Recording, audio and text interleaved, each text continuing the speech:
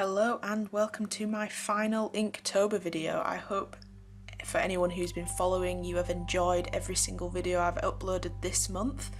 I'm just going to do one final video on the 1st of November just to do a flip through and then my thoughts on Inktober this year. So I decided at the start of October to do obviously the inking every day, and I actually also gave myself that additional task of uploading a video every day. So every day I had to do an ink, I had to edit and upload a video every single day, and wow, this was a task. Towards the end here I was really hating every moment of this, but I feel like the results, they vary, but they are not too bad. I'm happy with it. There's certain parts that I will discuss whilst I do a flip through where I feel like my progress went down and then up. It kind of was very up and down with everything. So for those of you who haven't been following me, there's the playlist, the Inktober 2017 playlist, where you can watch every single video that I uploaded. They're very short, you know, 2 to 3 minutes long, just because I really didn't have time to be editing long videos, and my inkings were not very long either because I am working and I don't have much time to do long inking pieces really. So anyway, at the start I decided to do a comic because I thought it would be easier than maybe following prompts, because you can lose a little bit of enthusiasm with the prompts, and also sometimes it's kind of difficult to think of things. So I decided to do a comic. I didn't actually plan what I was going to do my comic on. All I knew was there's a mushroom called the ink cap mushroom, which is absolutely gorgeous as it starts to biodegrade and what's the word, kind of like dye in a sense. It kind of flakes off and drips ink. It's absolutely stunning, and so I drew that and it's called an ink cap mushroom, hence the ink cap, and I thought that would be a really fitting title for this comic. And then from then on it kind of developed, and I started to develop a story, and some days I'd plan a story. My panels would not necessarily follow those plans, but they gave me a basis to work off every day, which helped me create certain things. What I will say is there are things like drawing the human form in different angles that I really struggle with.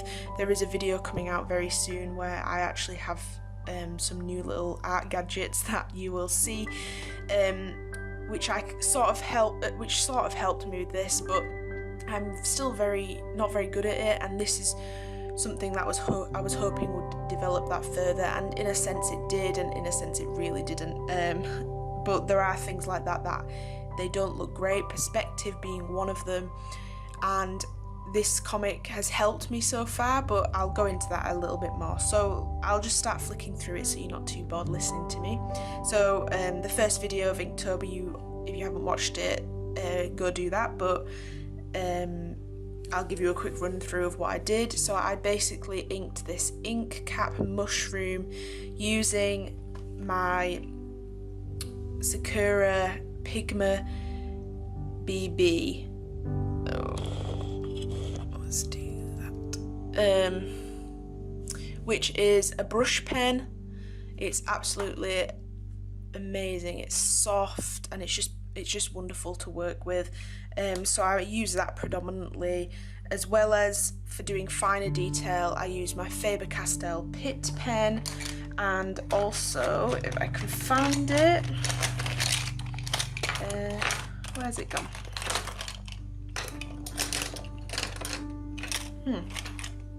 I also used, where is it?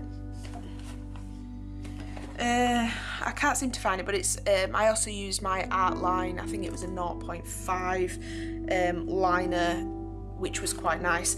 And additionally I used a jelly roll because that's technically ink for some white lines, and this is a bit controversial with some people, but I used a Copic sketch.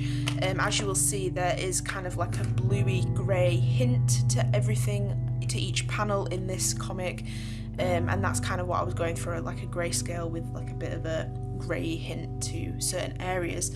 So I'll do a close-up of this ink cap at the front here.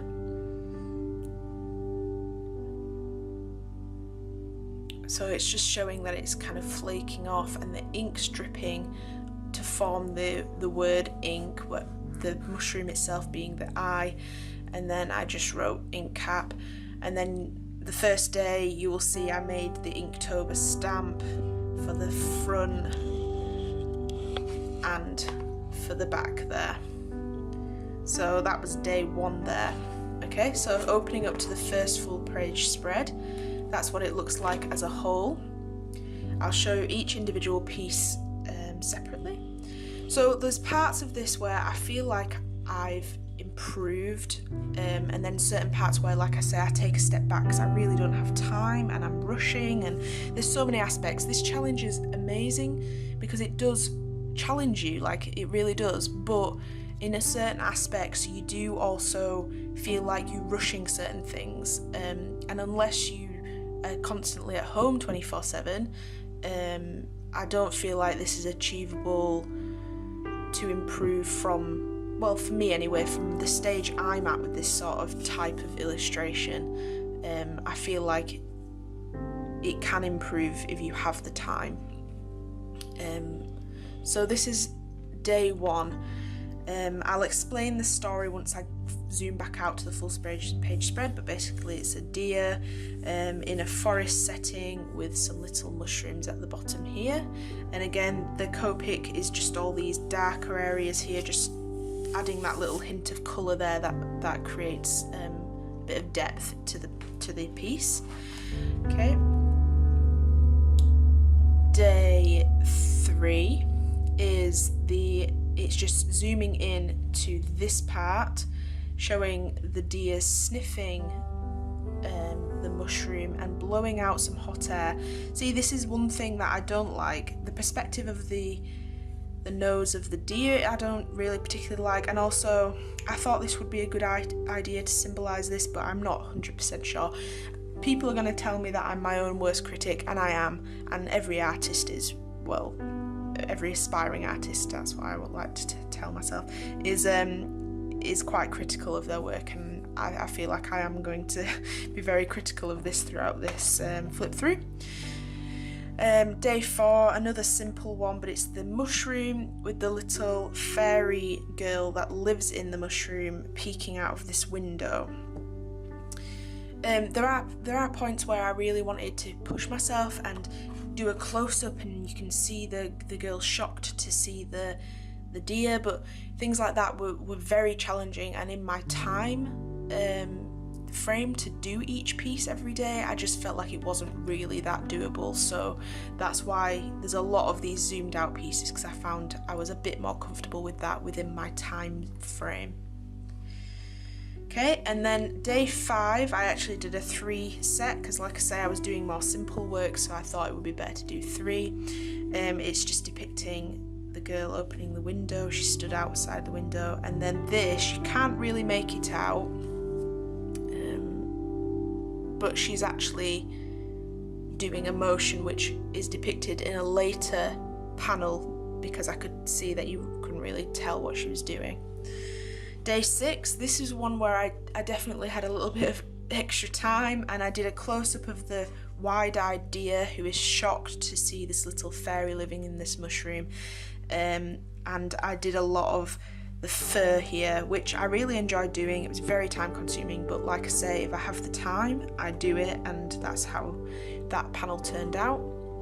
Day 7, so this is the action that is depicted here. She's just saying, kind of like sticking a finger up, saying 1 second, like wait, she's just going to go and do something. So that's what's depicted there. So all in all, this first page spread is a picture of the deer kind of zooming in to the fairy girl, and then the deer very shocked to see the fairy, and then the fairy telling the deer to wait.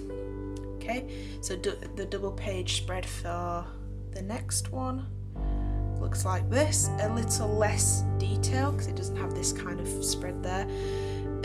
So this is where I really challenge myself with certain things like poses, kind of perspective, in a sense with, there's a patterned wallpaper within the mushroom house here, this stripes, and then I had to kind of think when I'm zoomed in to this part, that pattern's going to blow up a little bit more, and there's things like that, there's nuances that you've got to kind of be aware of when you're doing kind of these zoomed in and out shots. So day 8 is the fairy girl with her fairy pixie ears and her little bun, kind of stood at a window after telling the deer to wait. She's kind of looking around the room looking for something, and you don't know what that is just yet. But her decor, so this is like the window here, you've got her decor, which is like a chest, stripy wallpaper, a little painting of kind of some flowers. This is a coat rack with her coat hanging off it. I tried to incorporate little details like that, and her posture is not the best. She is very broad-shouldered and she's got a bit of a big bum, but you know, I'm working on it. I'm trying to get better there. So day 9 is a zoom into this part of this panel of the chest, so she's obviously looking in the chest for something. Again, you can see the dark parts of Copic that I've used to depict, you know, a bit of shading or metal, or it's just to depict certain things, so I use it on the windows and things like that. Okay, and day 10, so this was, I feel like the posture's a little bit better. The face, it's okay, I'm not the most happy with it, but it'll do. She's basically opening the chest and is rummaging through. Again, certain things like the flow of the curvature of the room doesn't quite match up. It's a little bit bowed in here, sort of. Same with the mat here, and also I was struggling to get some shading in here, and so there is a lot of cross hatching, which I'm not too thrilled with, but it's not too bad. But there's things like the straps of this are hanging over. See, that's something that could have used some cross hatching, which I didn't put on. But there's things like that where you look back at it and you think you can change this and that. Day 11. So I've always really enjoyed drawing hands, as you can tell from the previous panel with the one finger up. I really enjoy hands.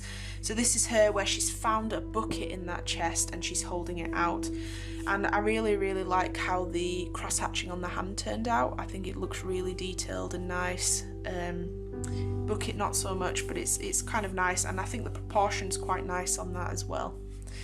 So day 12, you can see that that's one where I'm having to rush. I'm creating a bit of a rope there, nothing too spectacular, but it looks like a rope, I think, so I suppose that's a win.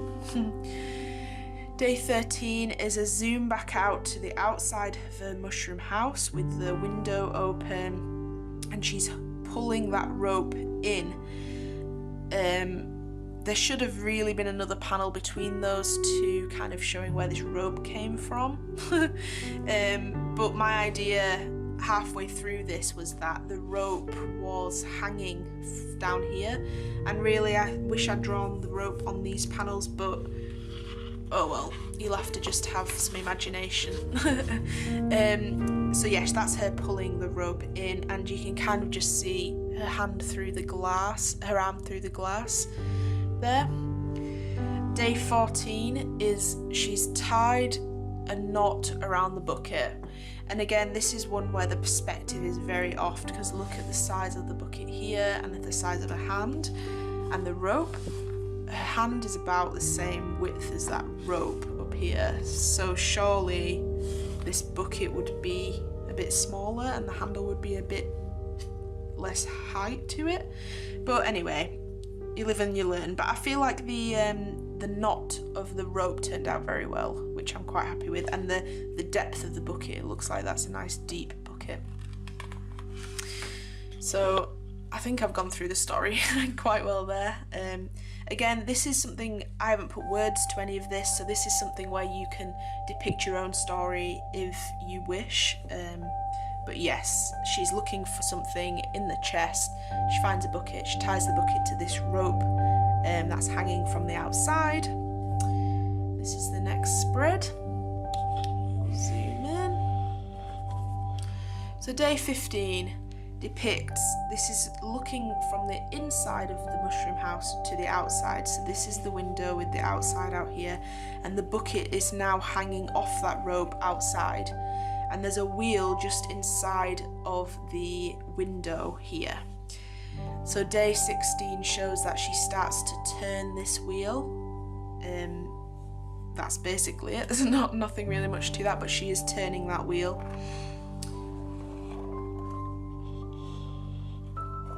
Day 17 is just another depiction of the bucket hanging outside of the mushroom house there. And then that kind of marries with day 18, which shows the bucket has actually been hoisted up. It's through, there's kind of like the rope goes through the top of the mushroom here, and that's where, in my head, and I'm hoping other people would see this too, that wheel was turning inside, which was drawing this rope in through that hole, hoisting this bucket up. So in a sense, you could think that in the previous panels, the reason you didn't see the rope was that it hadn't been brought down by that wheel. So that's what I'm thinking. But yeah, she's hoisted that bucket up, and as you can see, this ink that's dripping off the ink cap is now going to fill this bucket. Day 19 is a depiction of the bucket very, very full of all the ink from the ink cap mushroom, and you can see like the background is the kind of like the forest floor, so you can see it coming down. Day 20 is, it kind of skips. I didn't want to really do all the wheel and everything, bring it in, so you've kind of got to use your imagination. That's why there's a little depiction of a wheel just up here. So this is a 2-panel one again. So day 20 is her. She's grabbed the bucket here, and she's got an easel that's folded up here under her arm. I kind of like certain aspects of this. I feel like this arm definitely looks like she's holding it outwards to the side that way, and this arm looks like it's bending in to kind of like scoop up that easel to take it somewhere. Okay, day 21 is she is closing this window. Again, the Copics denote certain aspects, so in this case it's the window, and she is closing that window. What I like about this is I've drawn this pane of glass kind of curving in, so it definitely looks like it fits in that window, which is nice. Day 22 is a zoom out of the mushroom, showing the whole height of it. The window's now shut, but there's no really movement. You don't know what's kind of happening in this panel until you get to the next one. Day 23 is this beautiful wooden door at the bottom here, and you can just see it's cracked open. So that's the end of that. I do apologise, my camera overheated there. So like I was saying, this is a panel that I was really not very happy with, didn't have much time, but it's kind of referring to a previous panel with the nose of the deer being very, very close, and you can just see the little fairy girl setting up her easel with a canvas there. What I don't like about this is the perspective is all wrong. The deer nose should be a lot larger than that in respect to the mushroom house, but you know, you can't have everything. The next panel, day 25, is again another close-up of a hand, which I do enjoy doing, and this time she is holding her brush and it's got the ink on, ready to paint on the canvas. What I like about this is this cross-hatching here. I think it really depicts the shading very, very well. So, day 26 is quite a large one. Say sometime later up here, so there's time passed between this panel and this panel. And you can see she's admiring her work, and what I liked about this was you can see the back of the fairy's head with her ears coming out here.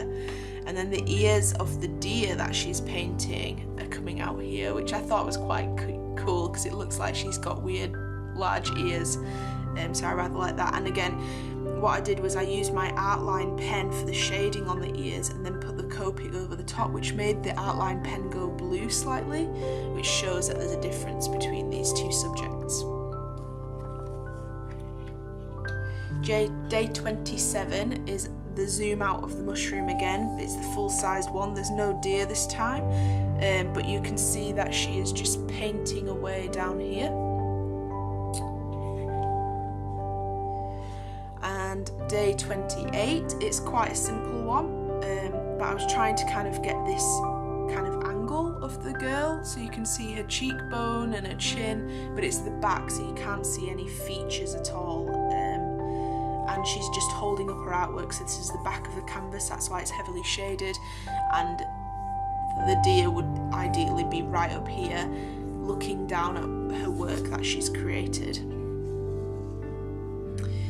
Day 29 is the depiction of the deer, and I thought it'd be really nice to do a full deer, very simple shading, kind of showing that it's looking down at the girl showing her artwork.